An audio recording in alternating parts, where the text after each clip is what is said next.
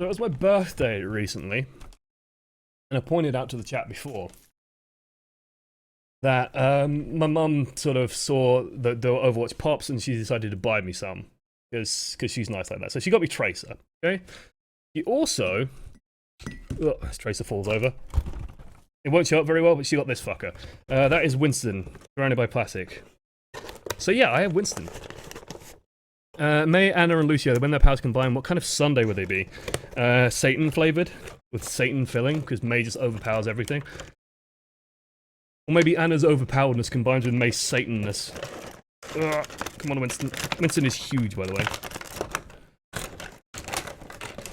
He's way bigger than Tracer.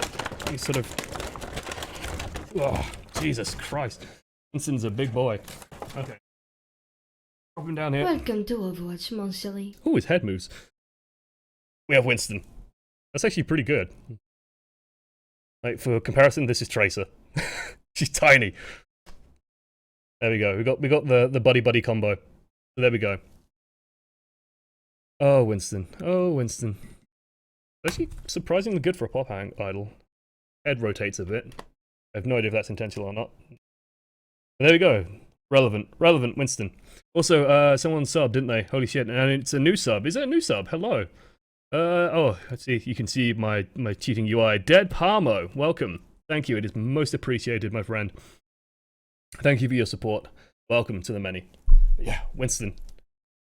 I should cover him in peanut butter. Right. Okay, questions. Let's see. Do you think the Lucio changes make dive comp less viable? No. I actually think they make it... It's not so much less viable, it's like you will just have the Lucio involved in the fight a lot more. Like this is the thing. He will have the reduced range, but his auras are that much more powerful, so you'll just have him involved in the fight. And Lucio is pretty evasive anyway, now will be even more evasive, so it'll honestly make dive comp more fun, I think. Like, you'll have the Lucio in there in the dive with you, and the boop will be super powerful. The only thing that I'm worried about is, like, the boop will knock people away from Tracer and Genji, and then they'll survive longer because the boop is knocking them further, rather than being a proper finishing blow. Let's see. I find myself using Ana Dart rather aggressively. Should I keep doing this or save it for emergencies? It's like a half and half. It's an experience thing as well. Like, you get used to it. Like, I'm very good at just landing darts in general. But it's also trying to, like, one thing I'm trying to improve on is trying to keep track of, like, when does Roadhog have his ult? Has Roadhog ulted in a while? If not, I should probably be keeping this. Avoid, like, be very careful about using it around Reinhardt's as well, is what I would say. Just because the amount of times you'll just shoot it into a Reinhardt barrier feels bad. Sometimes you'll be able to get it through, but quite often you won't, and then, like, they will use a Genji Dragon Blade and you won't have anything for it, or they'll use Whole Hog and you won't be able to stop it, and then you feel really stupid. So be very careful with that. Otherwise, like, yeah, it's a judgment and practice call. In general, I'd say err on the side of caution until you get better and better at using it. But don't be afraid, especially if you're playing in, like, quick play. I'd say that's a good place to just go aggro with it and just try and practice landing them. Because I can now hit Pharah's pretty consistently. I could hit Nanoblade and Genji's pretty consistently. I can hit Soldiers consistently. My sleep darts are really, really good. GSP Stanky said himself that Lucio 2.0 is OP as fuck, he really likes the changes. That doesn't surprise me. I think a good Lucio main will be even stronger than he was, which is good. It means that Lucio has now a higher skill cap. It means that higher skill Lucios will be able to get more out of him, and actually lower skill Lucios will be able to get less out of him, is the big thing. Because if you are good at positioning with Lucio, you will not be able to get as much as the aura out of the aura as you used to. Therefore, Lucio is weaker for those players. But for a good Lucio, it's way stronger. I'd actually say that Stanky, one thing that he should be worried about is that he won't be able to just, like, stay 3 miles in the sky anymore because his auras won't be affecting people. So he has to be a bit careful with that. But like a main on a hero that is, like, Lucio is relevant because he's the only hero that provides speed boost. Now that he's being changed to be a bit more fun, a bit more engaging, a bit more versatile, Stanky's going to do amazingly. How do you counter Mei? McCree's a good choice, Rogue is a good choice, just anything that can sort of blow her up very quickly. Otherwise, just don't get close to her. Just bait the wall, and then you blow her up, basically. Like, the thing with Mei is that Mei takes a couple of seconds as well to kill stuff. Unless you can right-click them down, and even then, it's not a fast process. So most people's time to kill is faster on Mei than Mei is on other people. It's just that Mei usually has a lot of ways to stop you getting to her through wall, through ice block. So what you've got to do is you've got to bait the wall, and you do that by just advancing forward and stepping back. Do it quickly. Or you have a team that just ignores walls. So if you are struggling to get past the wall, swap to like Winston, Diva, Genji, Pharah, for example, stuff that can get past it very easily, and then advance with that. How important do you think wall riding is? Pre-patch, of course. Pre-patch wall riding, I'd say, was actually a trap more often than not, which is weird. I know that there are people who preach like, oh yeah, you should never touch the floor. The thing with wall riding is this: you want to understand that what the enemy team lineup is running when you're doing wall riding. If the enemy team has a Pharah, for example, you want to be a lot more careful with your wall riding than if they don't have a Pharah or a Soldier 76 or something with splash damage, because what you're doing when you're wall riding is you're just saying Pharah and Soldier can just shoot the wall and kill me. So you've got to be very aware of the threats that can hit you, where like if you're just like bouncing around up here, like Soldier could just fire a rocket here and suddenly you are low on hit points. And it's super, super easy. Like the amount of times I've seen Lucios get almost obsessed with wall riding, it's like you see them on control center and they're just going around the rink, like all the way around the edge. And it's just like the easiest shots in the world. When you have a couple of seconds, you just look up and just nail him. And it's like, wall riding is not an excuse for you to get out of cover. It's a way for you to juke and a way for you to reposition quickly and do clever things and get into clever positions, but it's not something that you should be doing permanently. It's something you should be doing reactively and not moving out of cover with it. With post-patch, wall riding is something that you should be doing a lot more just to keep yourself at high speed so that you are harder to hit, and then don't be afraid to like bounce onto a wall, bounce off it, come off it with high speed, and then run away using it. Like you should just be bouncing on and off walls constantly just to keep your momentum high and just to keep yourself repositioning constantly. I think that's going to be very important post-patch. And I think, again, it deepens the skill pool of a Lucio, I think, hugely. Compared to where he is now, where the best skill you can learn, like Buckle did in the games we were playing, I think, yesterday, where it was just like wall riding around on a pillar on Anubis. Like, that's an important skill to learn and a very useful skill to learn, but when you're against like players that are prepared for that kind of thing, it can actually be quite easy to remove when you just get used to, oh, I just got to wait for my timing because he's going to come round. Spoiler, he's going to go in a circle and he's going to rocket it. And honestly, I think within post-patch, that's actually harder to do. At least I find it harder to do. Because you're going so fast, you sort of just launch off the wall. At least that's what I find. How does your mum feel seeing his son in a dress? Well, first of all, my mum is a lady as far as I'm aware. And she found it funny, I think is the answer. I don't think she's seen me in the actual dress, though. She knows I'm doing it, but she doesn't know that I don't think she's seen it. She might have seen the video that Ryan posted, though. She follows me on Twitter. She doesn't watch the streams. She's good. Should Lucio ult Graviton? In general, yes. That's a great cue to do it. It's just a good way of stopping a lot of damage. It means they have to commit even more resources. And it means some resources won't even work. Like, stuff like Dragon Blade won't be able to kill you reliably. Hanzo ulti will struggle. I think it can just barely kill you. Especially if the enemy team throws damage into it. But what it does as well is it gives your team to react. When you're in a Graviton, you don't have it, and they just throw something at you. Your team has no time to do anything. But when you have that sound barrier, your team has time to do things and fight back and actually make things happen. If you die in a Graviton surge without using sound barrier, you'll feel very silly. Like, that's pretty simple. Did you see Lucio ever react ult reactively? Like, if a member of your team dies, if a member of your team has died and you ult, you've ulted too late. Like, that's 600 hit points that's no longer going to be involved in the fight. You should be ulting when your entire team is low, but there's still a good chance of winning the fight, and you should be ulting before people die. Once people have started dying, Lucio ult is not the play. Unless you know that you have, like, okay, I have a Dragon Blade, they have nothing that can possibly stop me. Maybe, but even that is super high risk. Lucio ult should come out before deaths have happened. Once deaths have started happening, you want to be thinking, okay, I'm going to be backing away now. How much should you work on icicle accuracy in getting good at Mei? It should be an important piece of your toolkit. Like, you should be very confident in medium and close range right clicks. You seem to be like well on your way in getting there, because it gives you a tool to use at medium range and makes you a bit scary at medium range. It also just makes you like a burst threat rather than a slow damage threat as well, which is nice. So you can just like headshot people at super close range if you know that they're low enough. Yeah, just work on it. Like, let me put it this way, it's definitely not going to hurt your play, but the biggest thing for you to work on right now, Bowser, I say, is get those walls down fast and get them in the right place. Like, try and get that as smooth and easy as possible, because that will make your life easier, because they can't run away then. Like if there's a big wall blocking off their exit, then they're just trapped where you're strong, and that's good for you. Do you think the Lucio changes should go through? Do I think they should go through?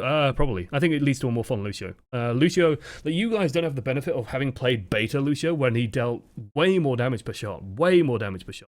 Lucio was like the support choice for when you normally play DPS. You pick Lucio and you can still do high amounts of damage while still supporting your team. He's since been nerfed and nerfed and nerfed and nerfed and nerfed and nerfed because speed boost was so powerful that he had basically had all of his damage removed, and now it's got a tickle gun. Imagine if Lucio killed people. Like that's how it was in the beta. And it was super fun to play because it encouraged you to be aggressive. It encouraged you to go and do things. While now you're more encouraged to be passive and be sort of laid back, be a bit further back, tucked behind the team, tucked in the middle of the team. Before, it was more common to see Lucio range out a lot more and try and get some damage done. Now that they're changing it so that his projectiles are more reliable, that might start creeping back in slightly. He's also just more mobile, he can poke out and then poke back in a lot more reliably. So I think it's just way more fun. And at the end of the day, like, that's what I want. It also deepens the skill pool, so I think it's good changes. The reason I ulted that you didn't like was a stalling tactic. Not great, but that was a thought. When should you stall as Lucio, since he's so amazing at it versus retreating and regrouping? Definitely don't throw sound barrier for a stall. Like, don't throw sound barrier for a stall that is not an overtime, basically. Came out sort of all the way back here. I think. Like, it was this ult, wasn't it? Yeah. Like, we don't actually desperately need to stall here. We don't need the stall. You can afford to lose this fight and come back in. You guys are still ahead. They are still contesting the point. There's nothing stopping you just speed boosting and going around the pillar, or just finding places where you can be annoying. Just do a standard Lucio stall and buy your team time that way, rather than using sound barrier and just trying to engage. Like, that could have gone disastrously bad. Disastrously bad. But there's nothing stopping you just speed boosting and like hopping around the middle a bit, buying time that way, because they're going to struggle chasing you because I think their Lucio is also dead, so they're not going to be able to catch up to you. And you could just stall that way, rather than throwing away, well, not throwing away because you guys end up winning the fight, but not risking something as important as sound barrier. Like, sound barrier is very important. This is the big thing I want you to take away from this. It's like strapping a Winston on top of everyone. It's 600 hit points. It's huge. And it makes your engagements really powerful. It also just gives you a good, reliable defensive way of stopping stuff like gravity surge. As Ana, how do you prioritize healing your team and making the enemy's fire life a misery? It depends on what tools you have available to make the enemy's fire a misery. Plus, with the patch changes coming in on the 21st, you will be shooting less at Farahs. It also depends on like what your healing setup is. If you're Ana Mercy, I would be fine saying to Mercy, okay, the Farah's making mincemeat out of us. I'm going to help kill her. So Mercy, you need to heal a bit more. But I will try and deal with the Farah because it will stop the damage coming in, so it's still preventing hurt. The big thing is just understanding, like, if the Farah pulls back but all you're doing is looking for her, then she's just like taking you out of the game completely. So you got to be a bit careful with it and just bounce it properly. But landing shots when you see Farah is never a bad idea. The time when it is a bad idea is when you're like solo healing. You can't do it. You just got to tell the team, I can't shoot Farah. Like, I am solo healing. You need me for healing. If I'm shooting Farah, I cannot heal you. So there's no healing happening. Bad. If you're like Ana Lucio, then you've got to be a bit careful with it. Just take occasional pot shots because Lucio cannot solo heal a team during a fight. His healing output is just too low. So you definitely want to be sort of going back to that. But just as she's coming in, for example, just try and land a shot on her and she'll run away. So it'll slow people down. Why don't you like defensive Widowmaker? It's because it's very easy to just react to it. And the thing with offense is if you push and lose, it doesn't matter too much. Like, you get the next push out in 30 seconds later. If on defense you push and lose, you lose the point. So it's like, you know, one side can try again and again and again and again. It has to succeed once. The other time has to succeed every time to hold on. And with Widowmaker, the problem is this, with defensive Widowmaker, is that A, if you don't get a pick when they're running in, you will have a very hard time being effective during the fight, because they should be putting pressure on you and you'll have a hard time just getting kills. B, the enemy team could just counter and just say, okay, well, we're just going to pick Winston. Winston's going to jump on you and then take you out. And it's very, very hard to deal with that as Widowmaker. Very hard to deal with that as Widowmaker. So it gives the enemy team like options to just take it out. See, like, defensive Widowmaker doesn't have the time. The time between the engagement starting and like the enemy team just being in your arsehole should be as short as possible. It should be absolutely tiny. While on offense, you can wait for Widowmaker to get into position, fire off a few shots, maybe get a pick, and that's your initiation point. On defense, you don't have that opportunity. you have to try and get the pick while they're all running in, and if you don't get it, then you are suddenly very weak. Like, all the strength of Widowmaker is gone. You are not capitalizing on her strength and the ability to get quick picks. You're not capitalizing on her strength to deal damage when there's no pressure on her, because what should be happening is when you're on offense is like your entire team pushes in, and then you are just stood in the back firing and just getting kill after kill after kill. She is way more powerful on the offense. Way more powerful on the offense. Seems like these hero play changes kind of throw people in low ranks under the bus. I wouldn't say so. Like, Lucio's healing output, I think, is going up as well. His damage output's also going up a little bit. It's just he's not going to be brainless. Like, you can't have a Lucio AFK. Like, you can't go AFK and then slash follow someone and just, like, run around behind Reinhardt and still be effective. You have to actually play the hero, which is fun.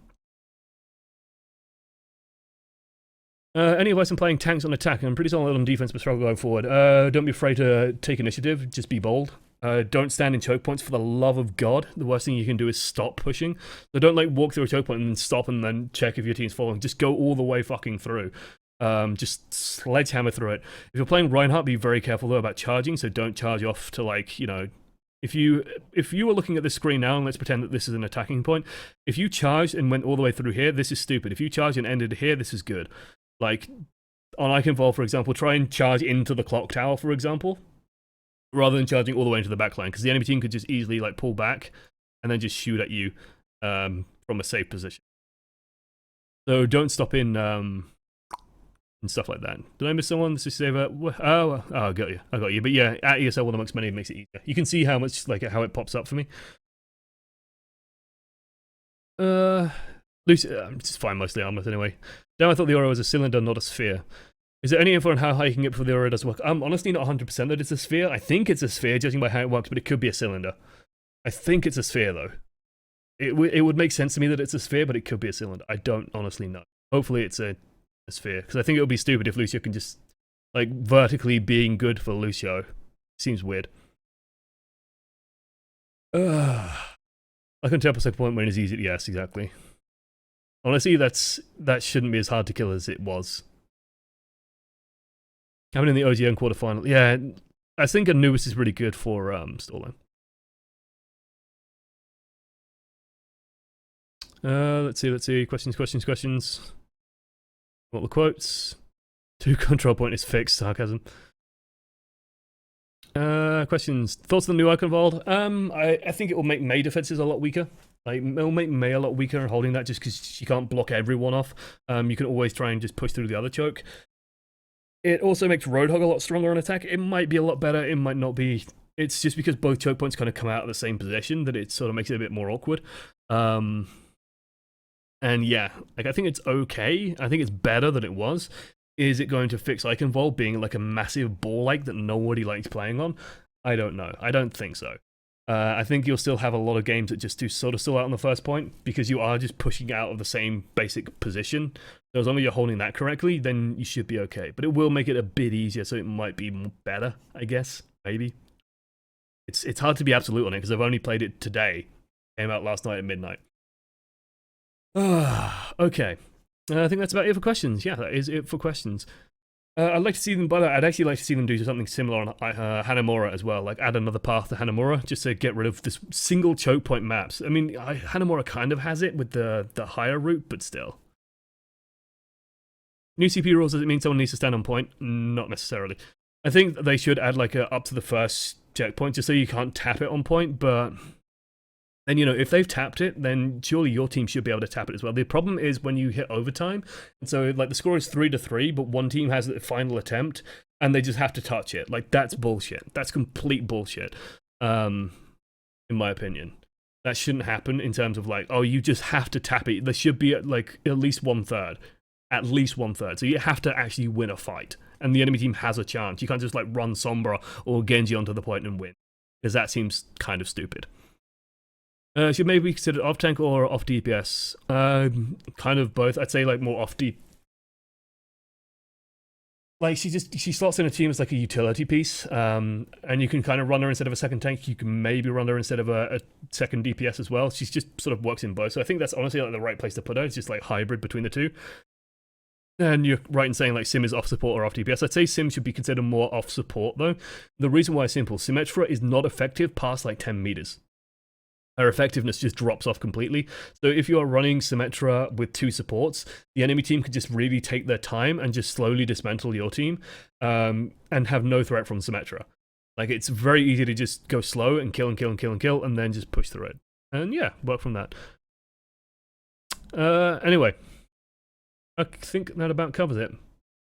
Yeah, that'll do it for tonight. So if you do want to send footage in for coaching the many, there is a nice chat command for you guys for coaching, !coaching. Send them into oamreviews@gmail.com. Put in the hero name and the rank in the title. Include a YouTube link like these fine chaps have sent in. Trying to avoid heroes that we've done recently, although, like, you could send in, conceivably, like a new Lucio game, for example, when that patch hits. It will be interesting to see that and have a look at that. Bastion games, for example. I haven't had a new Bastion sent in yet, I think. Unless someone sent in one very, very recently. Like, super recently. I don't think I've seen a new Bastion coaching the many. It would be nice to be able to do that. Otherwise, that is it. This is streamed live at twitch.tv/ESL_OneAmongstMany at 10 PM GMT on Friday and Saturday. So come join us. It is better live than it is on YouTube. Trust me, a lot of people have said that, so it's worth coming along, ask some questions, chat to the community, say hi, and have fun. Well, heroes, would you like to review? Bastion's definitely a good one. Winston would be another good one. Winston's definitely crawl back into the meta. We should do like a Mercy one pretty soon as well, actually. Mercy will be a good one to have a look at. Just because Mercy's come back in very heavily, and it's worth going over her, because more people should be playing Mercy, because she's pretty fucking good at the moment. So hey, yeah, it feels good, man. Otherwise, bye YouTube, thank you for watching to the end. Toodles.